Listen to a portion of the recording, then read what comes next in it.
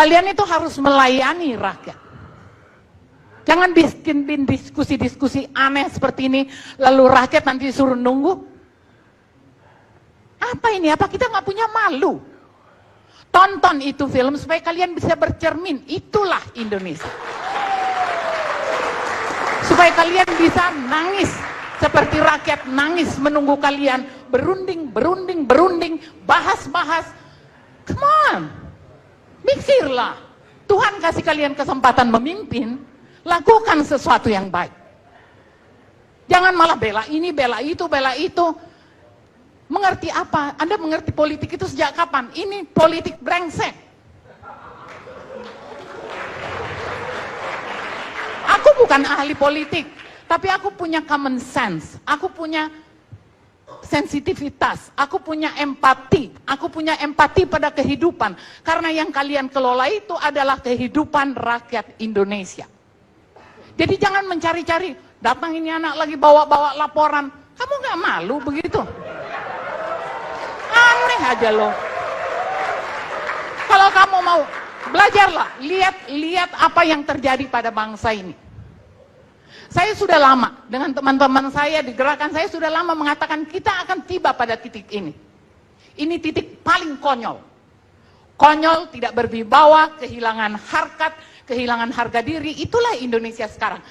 Buat aku, di sini ini negara sudah tidak punya kepala negara. Jangan manja-manja. Nggak ada kepala negara. Mana kepala negaranya?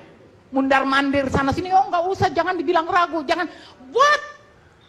Emang kita tolol?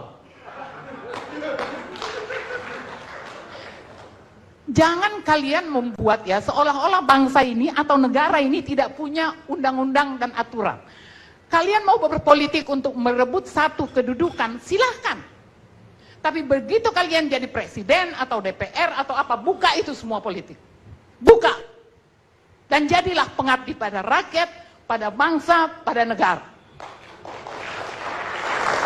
Kalian tuh digaji, rakyat loh yang gaji, dan rakyat menonton kelakuan kalian. Do something. Aku buat, jangan-jangan Anda juga nggak tahu tuh kalau misalnya dari tadi ngomong konstitusi yang mana?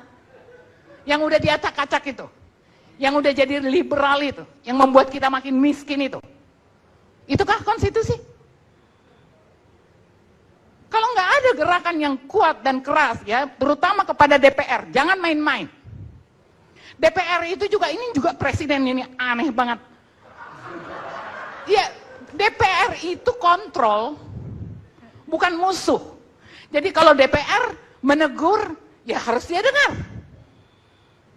Nggak, jangan dibuat, ini kan suasananya semua politik, ya kan? Karena ketakutan politik. Tinggalkan politik. Sekarang zamannya bekerja. Udah jadi presiden, kerja. Jangan panggil-panggil apa saingannya Megawati lah. Kenapa nggak? Mana si Megawati? Coba. Loh, mana? Kan kita semua mendengar, mulai dari media resmi sampai ke warung kopi, kita udah tahu bahwa kebingungan presiden kita ini karena ada partai-partai pengusung dan pendukungnya. Oke, sekarang kemana Megawati? Emang kita gaji Megawati buat nakut-nakutin Jokowi? Mana itu siapa? Surya Paloh. Ayo muncul keperluan, jangan berada di belakang. Jangan ini fitnah, jangan-jangan bukan Megawati yang nunggangin, memang jangan-jangan emang Jokowinya aja nggak bisa, ya kan? Jadi ngomong, ini negara milik kita bersama, bukan milik satu orang. Jangan ada yang merasa dirinya berhak mengatur-ngatur presiden yang udah ditetapkan. Gue suka atau tidak suka dia presiden. Jangan diganggu-ganggu. Suruh dia membuktikan dia mampu atau tidak. Kalau hari ini menurut saya, kita tidak punya kepala negara. Nah, apakah kepala negara ini karena dia tidak mampu atau dibuat tidak mampu oleh penunggang-penunggangnya? Aku nggak ngerti. Tapi yang pasti ini negara dalam bahaya. Kalau ini terus-menerus seperti ini, bangsa ini dalam bahaya. Mau sampai kapan? Setiap detik yang kita tinggalkan, itu ada nilai rupiahnya. Kalian kan ada ahli ekonomi, ahli berhitung. Aku aja cuman seniman, aku bisa mengerti apa yang tidak bergerak. Ya kan? Jadi kalau buat saya, memang ini adalah momentum. Kita harus pakai momentum ini untuk mengubah cara kita melihat bangsa ini dan menghargai bangsa ini. Buat aku nggak penting kok pra-peradilan. Si BG sendiri ngomong kok. Dia ngomong apa tuh? Pokoknya kalau saya nggak dilantik, saya akan bongkar kecurangan pemilu. Apa nih? Ya artinya secara kualitas manusia ini nggak benar. Saya kira dia nggak ada ngomong gitu. Dia ngomong di media. Ya, di media. Ngomong. Ya, dia waktu apa? Waktu dari sekretaris presiden kepresidenan mengatakan supaya mundur, dia bilang kalau saya nggak dilantik, saya akan bongkar. Nah, maksud saya ini secara kualitas saja udah nggak benar. Padahal dia bagian dari pilpres, ya kan? Jadi kalau betul ada kecurangan, dia juga bagian dari situ. Giliran kebutuhannya tidak mau dicopot, terus dia ngancam. Sebenarnya Tuhan lagi bekerja. Tidak perlu pra-peradilan.